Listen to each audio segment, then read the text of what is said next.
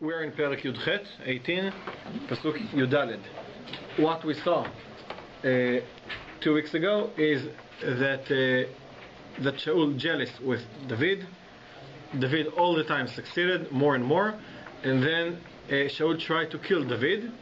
Like we said, maybe it was because he had this bad spirit, or maybe he pretended that he had a bad spirit in the same time. It's important, but because if he pretended, so nobody will blame him, even David himself. Which means David himself will continue to be near Shaul later. Then he sent David to be far, to be Sar Elef, a commander of 1,000 soldiers. Probably it was in a different province because of that. So first of all, he won't be near Shaul because Shaul is jealous. He don't want that he will be nearby.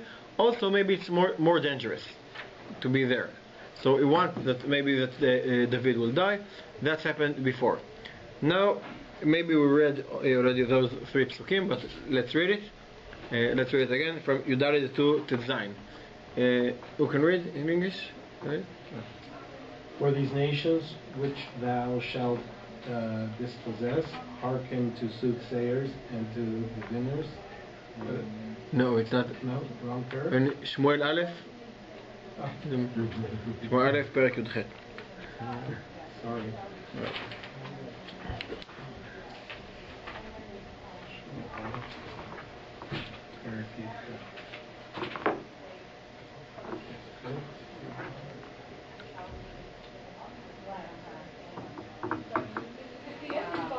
And David succeeded in all his ways? Yes. Okay. And Hashem was with him. Wherefore, when Shaul saw that he succeeded so well, he was afraid of him. But all of Yisrael and Yehuda loved David, for he went out and came in before them. Right. I want to talk about 3 terms in here. First of all, it's the word maskil. Here it said succeeded. The word maskil, I don't know if it's exactly the right translation. Today, maskil, which means someone with a lot of knowledge. I suppose this translation it's more close to the truth, to the right translation. What I want to say is that this word is very interesting because we have some chapters in Tehillim that started with maskil LeDavid. Maskil David, so probably it was in the same period of time. Now there are some prakim there that are talking about Maskil David and talking about this period of time, which means before David became to be a king, or in most of his troubles. I think it's almost like modern poetry, that usually when you're in deep troubles you have better songs, better poems. So here, while David was Maskil, and Shaul was jealous, then he wrote some poems. So maskil is the first term. Second term is Yotze Veba. Yotze Veba, this is in the end of the pasuk, it just went out and went in. When this term, we have it a lot of in the Tanakh, Yotze Veba, it's the right translation, it's like not exactly the word, is to lead. When it says Yotze Veba or Yotze Ve'avo, it's I will lead. Now I think it's something very nice that a leader, description of a leader, that is go out in front before all the other his soldiers and go in before his soldiers, which means he's going in the front, he's walking in the front. This is something very interesting because you have it in the Tanakh and you have it in the IDF also. The commander is in the front. It's not obvious. Most of the armies are not like that. But this may be the description of a leader. Third thing, we have here two emotions. One is that all Israel and Yehuda loved David. The second is that Shaul fear of David. Now, usually when we have 2 emotions, it's to contradict between them, which means all of them loved, but Shaul didn't love him, he feared of him. This is the usual explanation. I think here it's not like that, because love and fear are not opposites. It should be love and hate. I think it's together. How do I know it? Because in the continuation we'll see that Shaul loves David. He loved him. It was a very complicated relationship between them, so he can love him and fear of him in the same time. So that's maybe even the background to all the connection, the relationship that they will have in the next prakim, in the following prakim. Right. So now let's read from 17.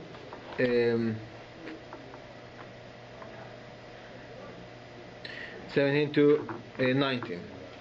And Shaul said to David, behold, my elder daughter Merav, her I will give thee to wife. Only be thou valiant for me and fight for the Lord's battles. For Shaul said, let not my hand be upon him, but let the hand of the Plishtim be upon him. And David said to Shaul, who am I, and what is my life, or my family's, or my father's family in Israel, that I should be son-in-law to the king? And so it came to pass at the time when Merav, Shaul's daughter, should have been given to David, that she was given to Adriel, the Hamecholati, to wife. Right. So three things happened here. The first of all, Shaul said that he will give David his wife, Merav, his older wife, his daughter as a wife. Probably she was the firstborn, because it said here the older. Now this is important because who will be the next king? Usually the next king is the old son. Now it could be the old boy or the old son-in-law. The old son or the old son-in-law. So if she is the first one, maybe he will become to be the next king by law or by their custom. Now Shaul have to do it. He have to do it because he promised. He promised it that the person who will beat Goliath will get his daughter. So, but he wanted to take advantage of this situation, and he said, "All right, I will give her, but show me that you deserve it." Even though he's shown it before, show me and work for that. You have to kill Plishtim for that.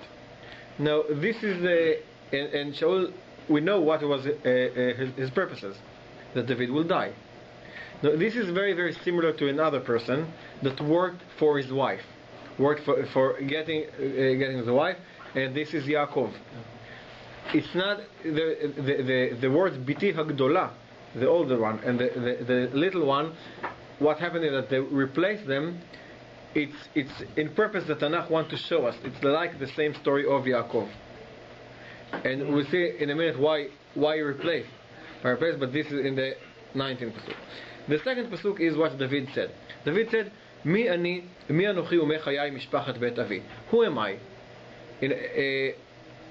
Before I will continue the translation of mi chayai, you read what is my life. Probably the word chayai today, chayim is life, or chay is something everything that have a life. So what is my life? In the Tanakh we have few times that maybe the explanation of this word is my family, or my big family, my dynasty.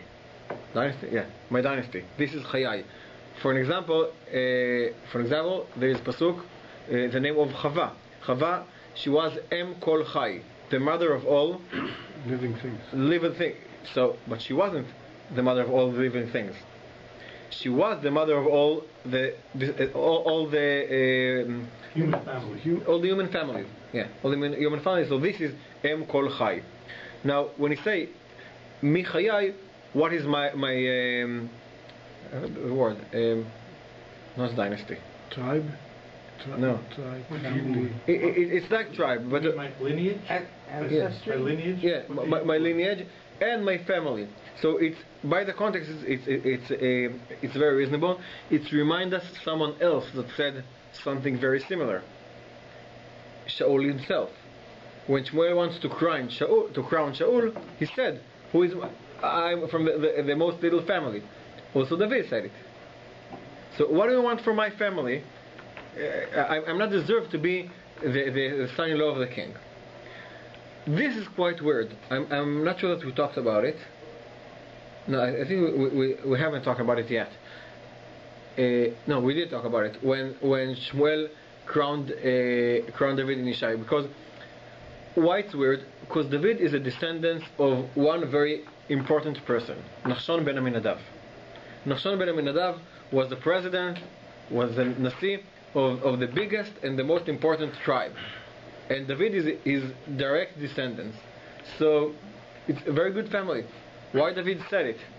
Now, I don't think that to be humble is just to say something that you're not.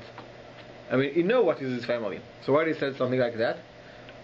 So we talked about it when we learned Perek Tetvav, that maybe Nachshon ben Aminadav was a very important person, but then it switched. Even in Sefer Bamidbar, we see that the president became to be Kalev ben Yefuneh, another family. We know from Divrei Yamim that most of Yehuda tribe was descendants or relative of Kalev ben Yefuneh, and Nachshon ben Aminadav became to be only one little family. And not only that, David was a descendant of Ruth from Moab, that she converted, even though it was very complicated to convert people from Moab, which means a very not important family. Like we will see later, maybe also there was a conflict between this family in Yehuda and all the other people from this tribe. So it was, like we said, when Shmuel crowned him, he went to the lowest city, Bethlehem, to the lowest family, the family of Ishai, to the lowest person. This is David. So David is right when he said, "Who am I?" Third pasuk that we read, Shaul gave Merav, even though he promised Merav to David, he gave her to Adriel HaMecholati. It's written, by the way, when he gave, it's like בעת תת את מירב בת שאול לדוד, היא ניתנה לאדריאל. Which means, even though he said that he will give her, he mentioned her name? No. Originally he said he'll give her daughter. Did it mention the name? Yeah. Yeah, he mentioned the name in Pasuk Yud Zayin. Oh, okay. In the war against Goliath, he didn't say the name, but here he said it. He said he gave the name in Pasuk Yud Zayin, but he gave it to Adriel HaMecholati, which means Adriel from Mechola. Mechola, I'm not sure that it's the same place, but there is a place today called Mechola. It's a village called Mechola near the Jordan River. It's quite close to the border today. It's like in the middle. I can't say near what is it because it's near nothing, but it's except for the Jordan River. A little bit south than Bet Shan. This is Mechola. So it's the Emek Apura. Yeah. It's like from Afula you go east and south, and you reach to Mechola. It's close to Sdei Eliyahu. Yeah, a little bit south than Sdei Eliyahu. There is one more famous person that came from Mechola. Will came later. This is Elisha, the prophet, the student of Eliyahu. He came also from Mechola. But just to show that he gave her to Adriel HaMecholati from Mechola, maybe which means she went far of Shaul and far of David. So he went far, married Adriel HaMecholati. So what to do now? I mean, he promised him. So now the solution is from Michal, the second daughter of Shaul. So let's. The commentaries say that Shaul was surprised that she was engaged. Shaul was surprised? Yeah, that he was surprised that she was betrothed to Adriel. So it was beyond his control to stop the marriage. Right, so something along those lines. Right. So between the lines, you can explain it like that. Why I say it? Because it's written here in the pasuk that while he promised it to David, she was given to Adriel HaMecholati. This is by grammar. It seems like that. By logic, it's not so reasonable, because it's not reasonable that someone will take the king's daughter and will marry her without that the king will know about it. Yes. It's unbelievable. But by grammar, you're right that it sounds like that. But who else does he give? Only the father.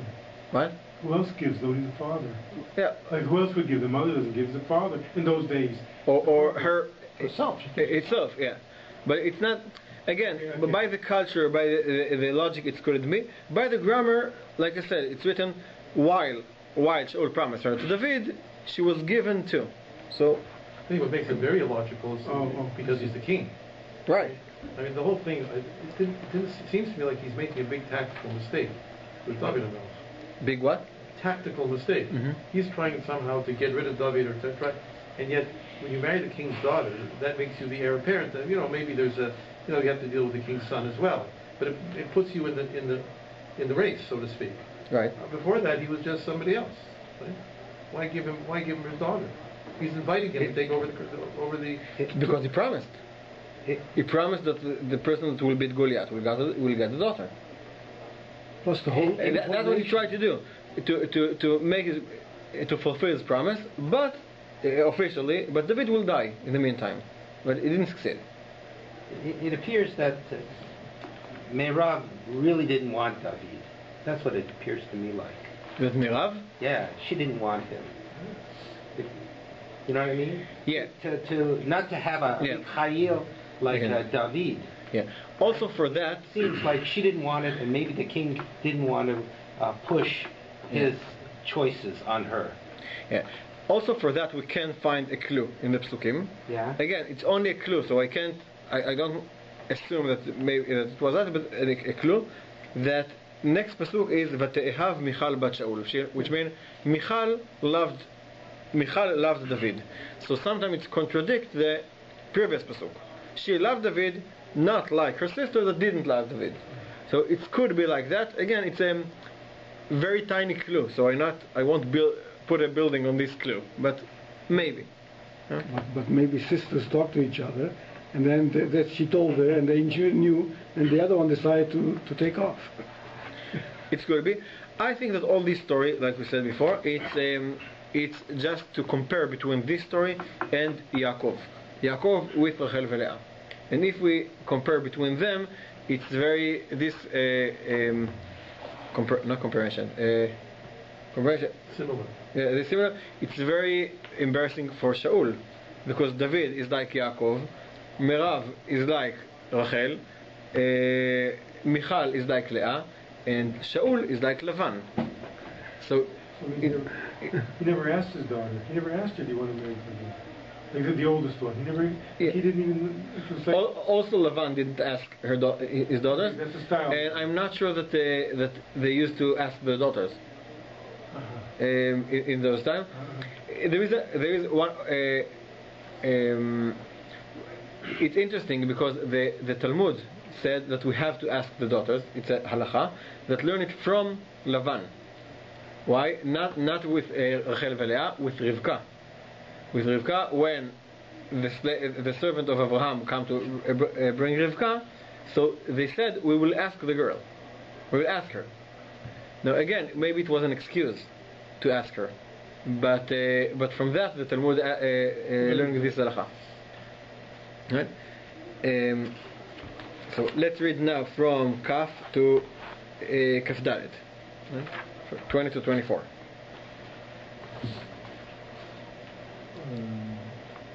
And Michal, Shaul's daughter, loved David. And they told Shaul, and the thing pleased him. And Shaul said, I will give him her, that she may be a snare to him, and that the hand of the Plishtim may be against him.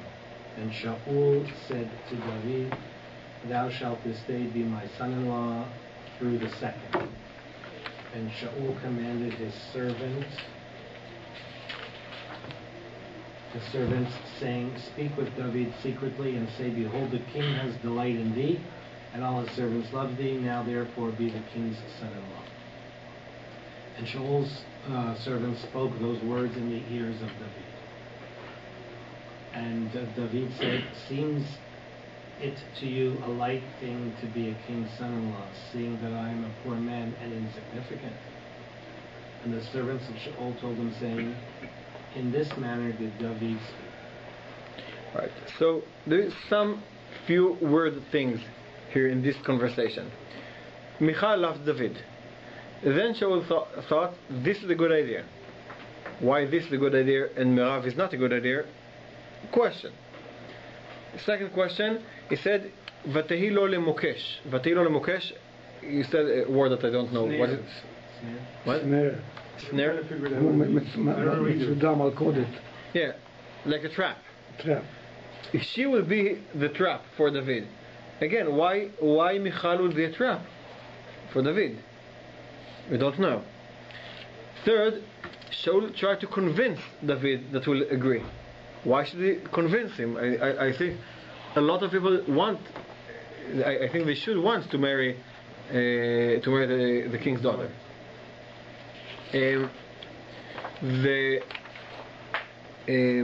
Also, when the servant said it to David, so David said it's something much above my life. It's not something easy. It's not something light.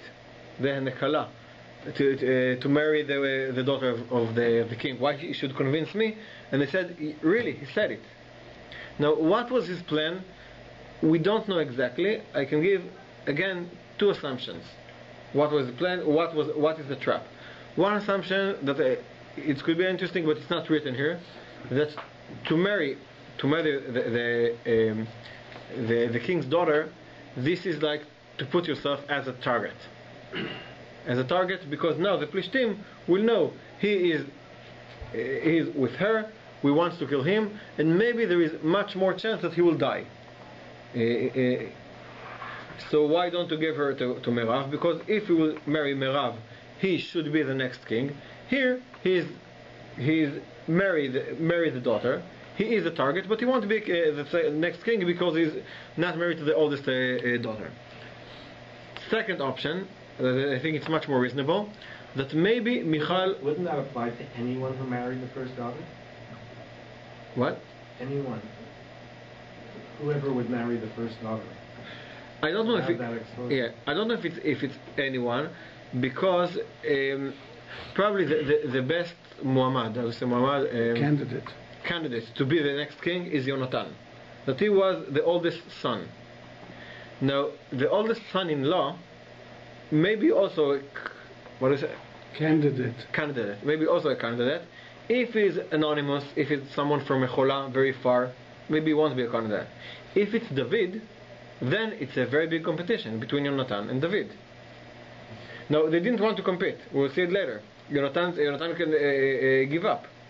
But for Shaul said he will compete you. So Shaul tried to don't give him those chances.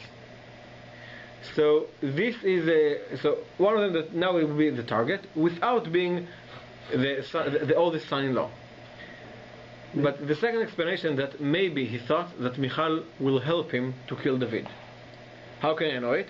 Because the next story that we will read, that he tried to kill David in their house, and he thought that Michal will help him. He was very, very surprised when Michal didn't help him. So he thought that this is what will happen. Maybe this is the trap that he thought. Later on, we will see that Michal was very, very loyal to... I think we won't see it because it's in Shmuel BAYT. But another story that Michal was very loyal to her family, to her father. She, even years later, when David will be a king, she will say, "You are a king, not honorable, not commoner, maybe. Commoner? What is it? You not honor yourself like my father." I mean, my father was a real king, not like you. That's what she will say much later, years later. When he was dancing in front of the when he was dancing in front of the Aron. Yeah. So then that's what Michal will say. So if she was so loyal to her father, maybe her father knew it then, and he thought she will be the trap. Because of that, he wanted to convince David. David is still humble, and he said, "I am not deserve it. I not deserve it," but he was. Maybe he's not so humble. Maybe he didn't want to compete with Jonathan. They had a very strong relationship, and he realized if he would marry, Michal, he would now be thrust into this competitive role with Jonathan. But he always can give up. He always can give it to Jonathan. give him the honor, even if he's his brother-in-law. But here that wasn't history. The history of the kings in those days is when you had rivals for the throne. When you became king, you had to kill your rival. Yeah. We see that very, very often. That it seems the rivals don't survive very long. Yeah. But he didn't even try to be the king. He didn't even try to be the king till Yonatan was died by the Plishtim. They didn't compete each other ever. But the reason that he said that's what he said, which means it's something very important to marry the king's daughter. It's not me. So that's what he said. Maybe she was ugly. Is it?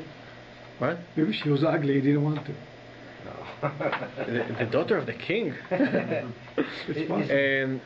If it's genetic, Shaul himself was very handsome. So maybe his first daughter was good, and then his second one was not so good. Maybe, but it's not written here, so we won't add. Just like Rachel and Leah. And in my Tanakh there are no any pictures. So Is it possible that maybe Shaul was thinking that Michal's personality would irritate David? what is irritating? Get on his nerves? Would bother him? Again, Personality? Again, we can have a lot of assumptions. So that when he went to war, Yeah. his head wasn't clear. You know what I mean? Yeah. People who think too much make mistakes, right? Yeah, I can say that You know what I'm we saying? can, I understand, but we can assume a lot of assumptions, like about her behavior, her appearance, a lot of assumptions that don't have any clue here. But that's So- what I'm trying to do. I'm trying to combine why it's a snare to him, Yeah. and then he'll die for the Plishtim. Right. So what I'm It trying must to be- say that if we try to find the answers in the psukim, so one of them is that what will be next perek, that he will try to kill David by using his daughter, which means this could be the trap. Also, that we saw that she will be very, very loyal to Shaul. Also, the next pasuk, which means it's not related specifically to Michal, it's to the wedding.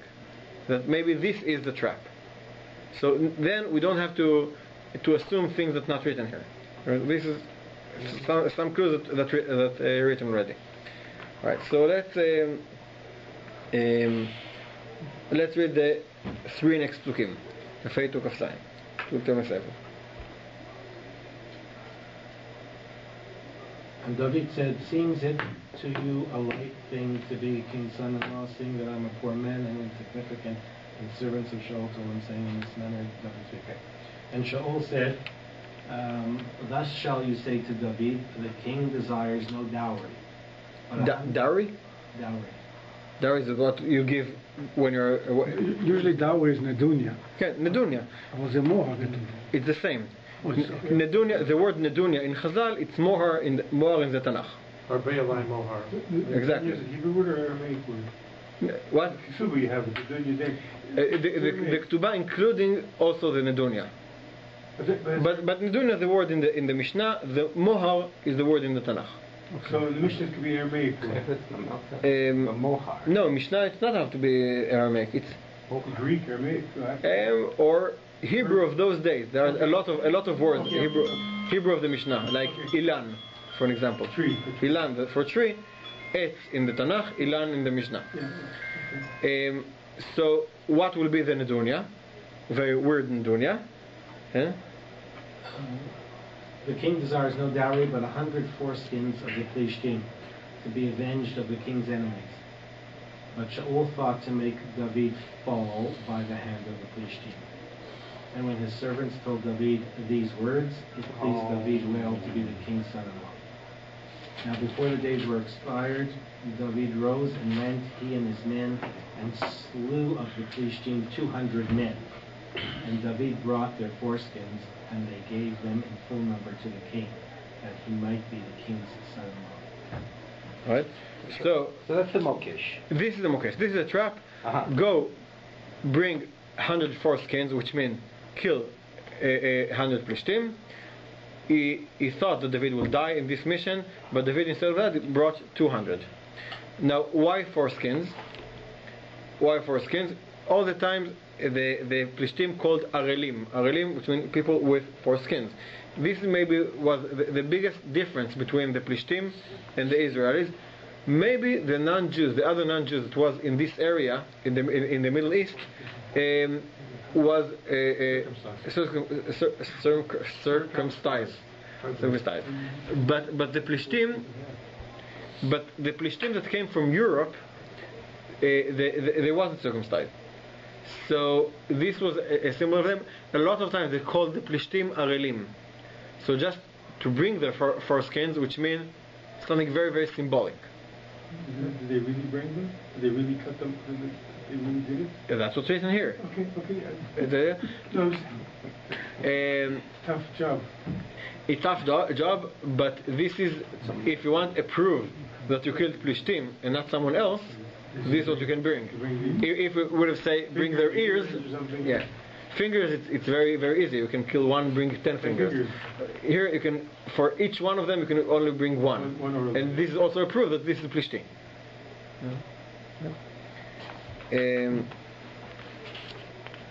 Right, so next two psukim. And Shaul gave him Michal, his daughter, to be his wife. And Shaul saw and knew that the Lord was with David, and that Michal, Shaul's daughter, loved him. And Shaul continued to be afraid of David, and Shaul became David's enemy continually. Right? So the fact that Shaul afraid of him, that he understood that God is with him, is not because of his strength, not because that he was very nice. It's only because of this point, because Shaul, his faith was very, very deep faith.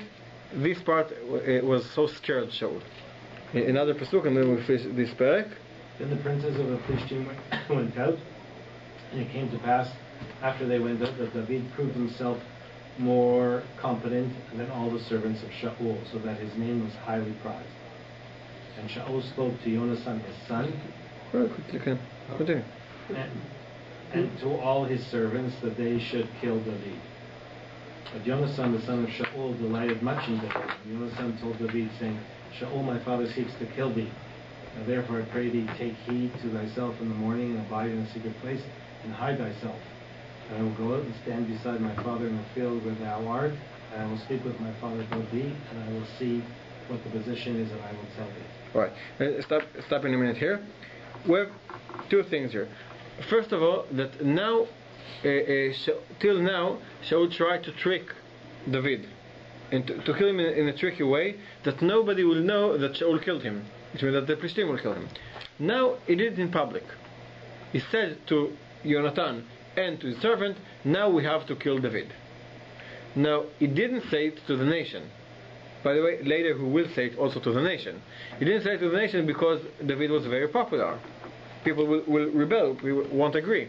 But what I'm asking you, how he dare to say it in public to Yonatan and his servants? What was his excuse? Why to kill David? Maybe he thought they were jealous of him. Jonathan, for sure, if he had aspirations to be a king, he would have a reason to kill David. So this is the first one, that they will jealous, or they will lose their own position. If they are the servants of Shaul, when David will be the king, this is... He'll have his own... they will lose their job. His own staff. What? His own staff. Yeah. New staff. Yes. And I think... So if Shaul knew that God was with him, how could he even think of killing him? He knew there would be a waste of time. You know, if he knew God was with David, why would he try to kill him? He knew he couldn't kill him because God was with him. It's like, you know, something's missing. Yeah. This is a great question. I think for answer, I don't have exact answer, but for answer this, we have to explain the balance between the help of God and our deeds. Which means even when God helps, we can lose if we will make a mistake. So he was waiting for to lose favor in God's eyes, and then he'll go in and kill him. Maybe, or like we said, to do an ishtadlut. There is a word for that, ishtadlut. To try, make your own offers. Now, usually when we say ishtadlut, your own offers just to complete the power of God, usually it's in a positive way. Here, it's in a negative way. Now, I wanted to say, it's more than that Yonatan and his servant will lose their job, will lose their position. It's like, and this we'll say later, maybe he said that David is a rebel. It's like a rebellion. Now, in those days, it's a very, very new kingdom. We will see later that this is the way that they're replacing kings, by a rebellion.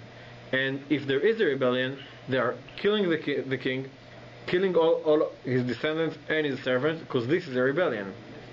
Which means it's not only their position, it's also their lives. I give an example. It's something amazing that we'll read later.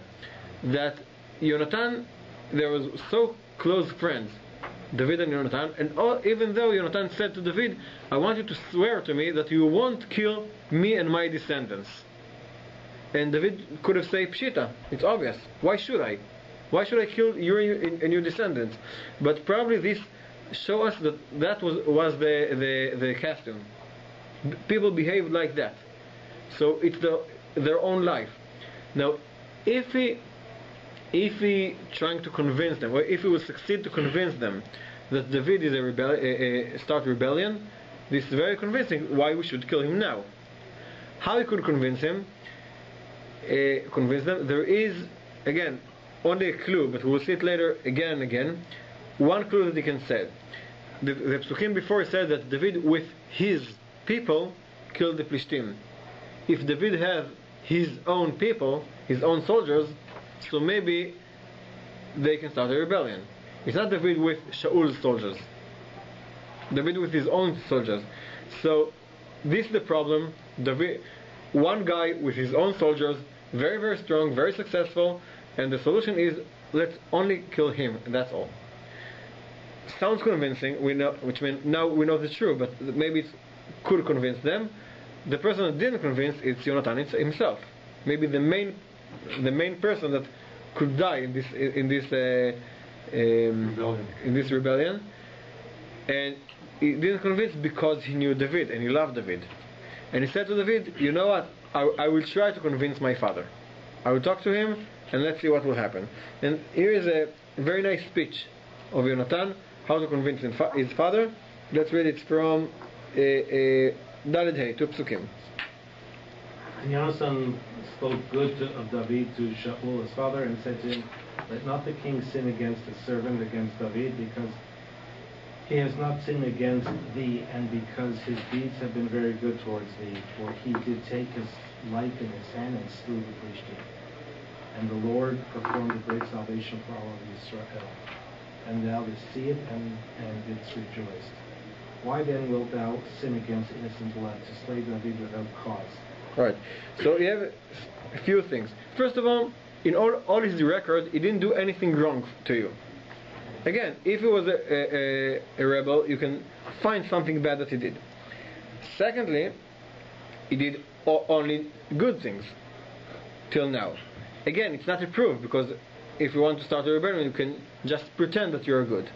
But the third thing is very convincing. Sam nafsho b'chapo, which means he even attempted to sacrifice his own life, to really sacrifice his own life when he fights against Goliath. Now, if you do so, you don't do it just for pretending you're sacrificing your life. So this even more convincing. Fourth, what he do, it's not only good for you, it's good for Am Yisrael. Which means he thought about the nation, all the nation together, not like a regular rebellion that people think about themselves and not about the nation. So those are 4 explanations, and then the conclusion is, why should kill Dam Naki? Dam Naki, like clean blood, it's always an expression of innocent person. Don't kill an innocent person. It sounds very convincing till it's really convinced. It even convinced Shaul. Yeah? Convinced Shaul.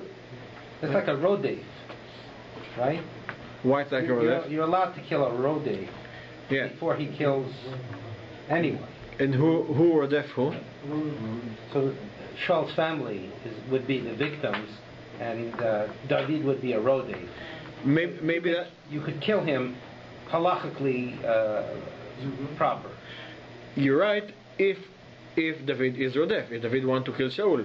That's what Shaul said, that he tried to convince them that maybe he want to kill them. But Yonatan gave him all the proofs that he don't want to kill him, and he convinced Shaul. We read the next two psukim, and then we'll say why it's very interesting that he convinced Shaul. And Shaul hearkened to the voice of Yonatan, and Shaul swore, as the Lord lives, he shall not be slain. And Yonatan called David, and Yonatan related all the things to him. And Yonatan brought David to Shaul, and he was in his presence as in times past. Right. So now everything is all right. You go back, living together, and may have peace because Shaul was convinced. Now this is something very interesting, because if Shaul was convinced, which means in the beginning of this perek, he didn't lie. He didn't pretend that maybe David wanted to make a rebellion. He really believed it. He really believed it, because now, only after Yonatan really explained him why it won't happen, so now he changed his mind. So now we know what he thought at the beginning, why it was so fear. And again, like I think a lot of people that make a mistake in the Tanakh, it's not because they were bad, it's because they really have a mistake. He really thought that David wanted to start a rebellion. He really thought that David is a danger for the kingdom, and maybe he did it because he thought that it's good purposes. Again, we have some point that we can explain him why it is a mistake, but that's what he thought. So we stopped in a positive point, even though it's very, very hard to find positive point in those prakim, but we stop here.